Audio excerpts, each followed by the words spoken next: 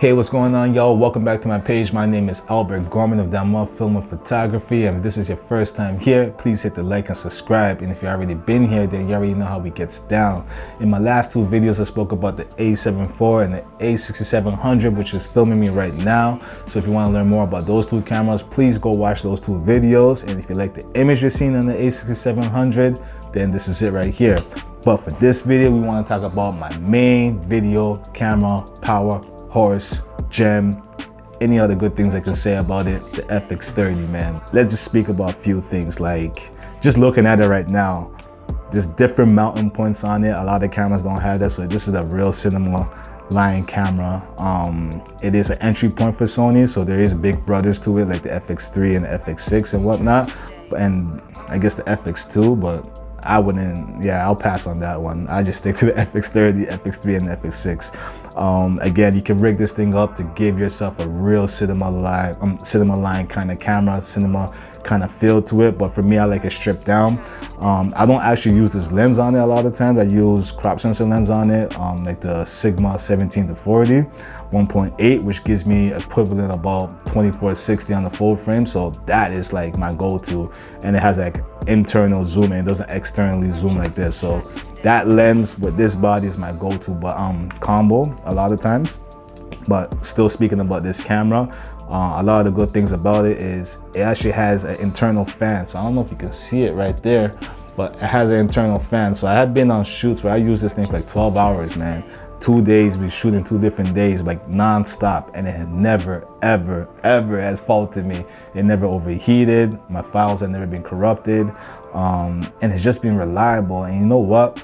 Whenever you're trying to like run a business and you're really trying to make money and you want to charge people a certain amount, you need stuff that you know no matter what is not going to fail you. So the durability of this camera is super key. The fact that it doesn't overheat, the fact that you got double card slots. So I like to redundantly record anytime I'm recording, or I'm doing a really important shoot. I like to have 2 recordings on it because you just never know, right? So far, I've never had a corrupted file in 3 years with this camera, but you know, the day that happens, hopefully I do use the double card slot, you know what I mean?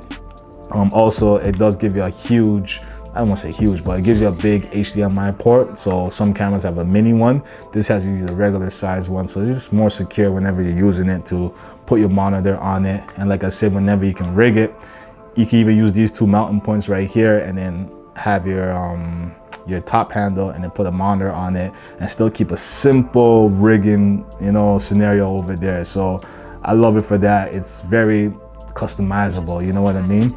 And also, whenever you hit record, this is a little bit, I don't know, it just makes me happy, man. But like when I press record, when I press record, it shows me it's recording over here, tally lights in the back, and you can hit record in a lot of different ways. And believe it or not, like me and my team, we have like FX3s and FX30. So if we're filming an event or a wedding and we got 4 cameras, but it might only be 2 operators, just being able to see from afar that guy's recording is so crucial, man. Like, you can't really understand. I have instances when I first started where you're thinking one was recording, but maybe it overheated, like say like the A7 III back in the day, or it has that 30-minute time recording thing. So like, you know, just having that sense of security of knowing that you're recording, you can just confirm it from afar, chef's kiss, you know what I mean?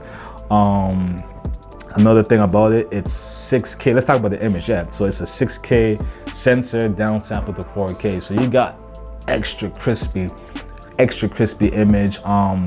Obviously I soften up my image a little bit. I don't want it too clinical, you know what I mean? I still want to give it a cinematic feel. And I've actually created a LUT based off of this camera. So the LUT, you can see the link in my bio down below. It is called the Dama Look LUT, and this LUT is like a heavy contrast, but a bit on the warmer side. But I pretty much designed it based off of this color science, and honestly, I use it 80% of the time on all my work, whether it's leisure, casual, or professional. I do use that LUT a lot of times because it gives me a very, I don't know, cinematic but not over the top look, where it can still kind of pass over for a commercial look, but it's a little bit stylistic, and especially with Sigma glass, so good. So yeah, I just wanted to plug that real quick. But the image on this thing is amazing. It gives you all the frame rates that you do need, from 24, 30, 60, 120, all in 4K. I don't really shoot, like I know the 120 is a crop on it, but I never really shoot 120 frames per second. So that's neither here or there, but I'm a 60 frame per second guy, 60, 30, 24. Amazing image, no complaints on that side of things. Also, it has, like, I'm on the update 5 point something, so it finally introduced something new to this camera, which is the 180 rule, you know what I mean? So so you have the shutter the shutter angle 180. So it doesn't matter if you're shooting at 30 frames per second, 24 frames per second, or 60 frames per second, it automatically adjusts it for you. So usually you have to kind of, if you're doing I don't know, if you're doing 24 frames per second on older cameras or non-cinema light cameras, you gotta go 1/150. But with this bad boy, it doesn't really matter wherever you decide to go on your frame rates. It's always gonna match it perfectly to get that good motion blur. So I think something as simple as that is why this is my main video camera, and it gives you cinema-like qualities for your camera. Again, if you want to film raw, you can do all of that extra stuff. Again, I don't really do none of that stuff unless I'm working with a bigger production company, and usually they were using Blackmagic stuff. So for my FX30, I use S-Log3, and I get amazing quality image out of that. S-Log3 gives you good dynamic range, and it gives you about 14 stops, I think, on this camera. So it's good enough for me, right? And for the commercial work that I do.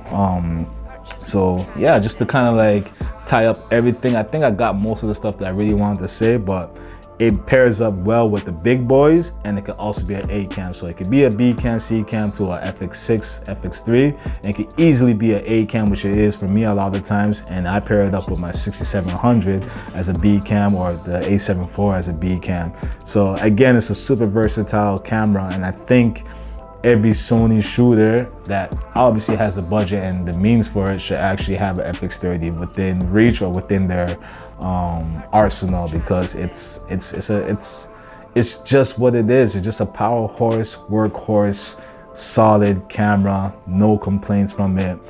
And that's about it, man. The only thing I could probably say, because it is crop sensor, if you're going to talk about complaints, you know, the low light, it is too base ISO. So the 800 is your low ISO starting point, and then you have a dual ISO at 2500 too, right? So that is probably the only thing. I go about to 4,000 on this guy, 4,000, maybe 5,000, you know, and I still get a good image, clean enough for me.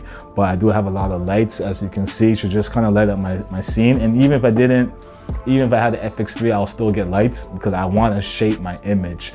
Lighting allows you to kind of, you know, give you that, like, I got a little bit something going on here. We got the key light there. There's a light behind me. Like, if I just had the FX30 and I didn't have these lights, the image would look boring.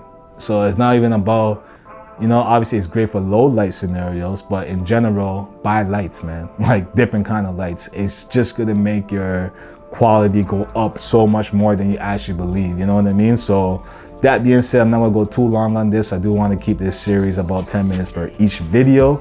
So if you made it this far, thank you so much. Please leave a like and subscribe. Leave a comment in the comment section. I love learning from you guys, because I feel like, you know, like, we just each one teach one, that whole game right there, you know what I mean? So if you see something that maybe I missed, please put it in the comment section. Hit the share, you know, maybe somebody that's new into this that wants to upgrade from a 6600 and they're looking at the FX30, maybe this might help them out. I got links in my bio to all the affiliate links to get some of this gear off of Amazon. And we got my LUT. Please try my LUT. It's actually pretty dope in my opinion. I'm using it to color this video right now, so if you like the image you're seeing, it is my LUT, so y'all can go check that out too. And stay tuned to the next video, man. We're gonna be speaking about the next two items in my camera bag that I use on 90% of my shoots, and I already spoke about the 6700 and the A7 IV. So thank you, God bless, stay locked in, man, and we out. Peace.